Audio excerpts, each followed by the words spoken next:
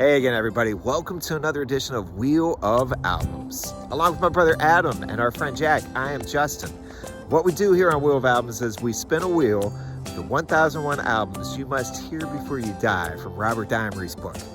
Then we listen to whatever album has been spun for a whole week. We get together and we share the positives and negatives about that album. This week, I actually have a copy of. It's Crosby, Stills, and Nash. and their 1969 debut album, Crosby, Stills, and Nash. Crosby, Stills, and Nash. My initial reaction to this one being spun was, at first, excitement until I realized that it didn't say young at the end of it. We had Deja Vu on at the house a lot growing up. I mean, a ton. And Side A from that one, along with Young.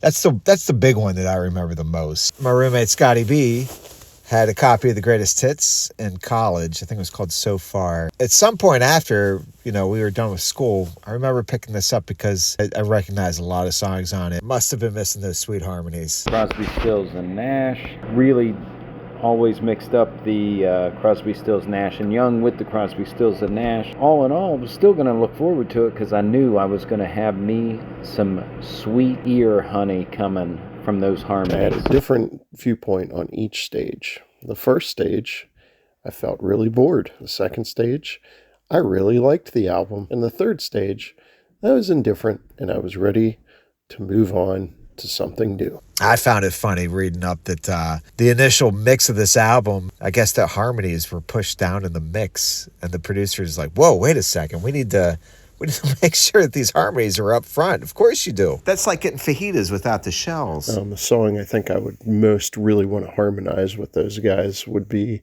the second half of Judy Blue Eyes. Thrill me to the marrow, how can you catch the sparrow? Can I tell it like it is? With lines like that, singing and harmonizing and the peak that they get to, how could you do anything better than that? Being invited to harmonize with Crosby, Stills, and Nash would be too daunting for me. If I had the opportunity, I'd want to join in on that midsection of wooden ships whenever at the end of the first line of the chorus to do the very free and then up and easy. Brings me joy each time I hear that. I find myself belting out part of Marrakesh Express. Well, let me hear you now. That's my contribution to Crosby, Stills, Nash, and Wood. A friend of mine was having trouble sleeping. I would recommend Crosby, Stills, and Nash, or as I like to call them, Crosby, Zzz, and Nash. They're a good sleep aid, so if you just put Guinevere and Lady of the Island on, you may very well fall asleep and sleep like a baby. I like Crosby, Stills, and Nash's harmony. It puts me at peace. Maybe not sleepy, but relaxed. See, I'm always like trying to figure out who's got what part of what harmony, so never fall asleep to Crosby, Stills, and Nash. Maybe Lady of the Island. I can't get enough of pulling apart who's singing what part. Definitely not a sleep aid for me. It opens my third eye, baby. Jack wants to know, was Stephen Stills a swinger? He's a swinger. How do you solve a problem like Stephen Still? Banging out songs, love the one you're with, change partners.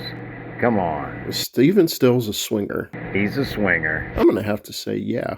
I think he shot at everything. David Crosby probably shot or made shots to help his lady friends when in need. Now, Nash, I don't think he was shooting at anything. He was holstered up and was only willing to use his gun with the right person. Wait, didn't Graham Nash steal Joni Mitchell from Stephen Stills? He's a swinger. Or wait, he stole from David Crosby. I can't remember who stole who from who. No wonder they grew to hate each other. Also, with Stephen Stills, heck yeah, he was a swinger. It was the 60s, baby. He's a swinger. Yeah, back to the album, a couple quick notes. This is like Stephen Stills in his prime, is the fact that he pretty much put all the music and all the arrangements together, and he deserves kudos for that. I never knew that him and Judy Collins, Send in the Clown, had a relationship that would lead to two of the best songs on this album, Sweet Judy Blue Eyes and Helplessly Hoping. Those harmonies are California gold, baby.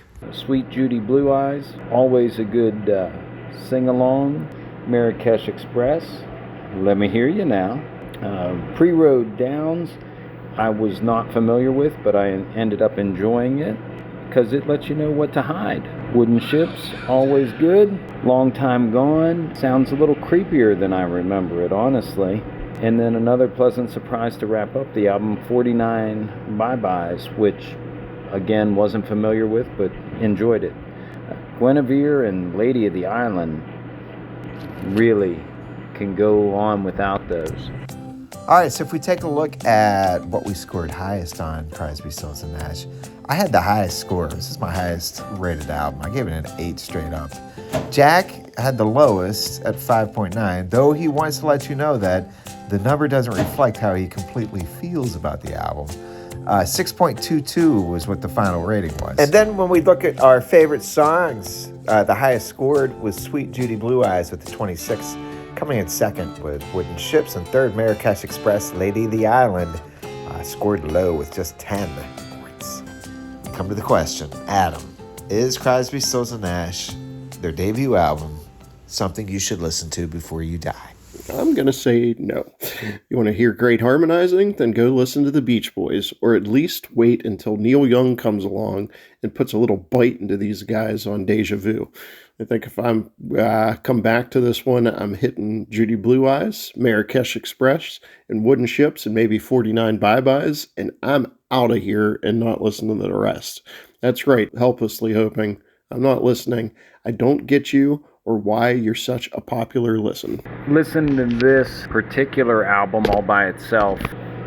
Crosby, Stills, and Nash were pleasant, well-crafted songs and somewhat poppy. And then when Young joined them, maybe they became more important or more serious, or he brought out the better of the three fellows. As far as listening to this album before you die, I say yes. It may even ease you as you leave this mortal coil. Please listen to Crosby, Stills, and Nash. David Crosby, Stephen Stills, and Graham Nash. They all had egos, and big ones at that. But this album here came before those egos took hold. In some ways, this album paints the picture for all the singer-songwriters you get in the decade coming after it. For better or worse, the California sound with the Eagles as well. I listened to Deja Vu once, remind myself what that was like during the past week. And it's got some bangers on it too, but it feels labored. And this one does not feel labored. It feels carefree. The sequencing on this album is really good. It's not top heavy. It's scattered with lots of stuff throughout. So yes, this is an album I would recommend and say you should listen to before you die. I enjoyed those sweet harmonies all week. No Neil, no wheel. All right, so that is 2 yays and Adam, who be bothered with Crosby, Stills, and Nash without Neil Young. What do you think of Crosby, Stills, and Nash, the debut? Why don't you give us a comment? If you're on YouTube, give us a like. Subscribe if you're on Spotify listening to. We got a poll there. Go vote on that too. All right, I got the wheel. Let's spin. And here goes the spin. It's going round and round.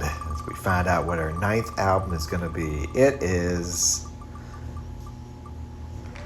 White Ladder by David Gray. All right, so David Gray, White Ladder is up next. For my brother Adam. Thrill Me to the Marrow. And Jack. Let me hear you now. I'm Justin. Can I tell it like it is? Thanks again for listening to Wheel of Albums. We are for each other. Can I have some of your purple berries?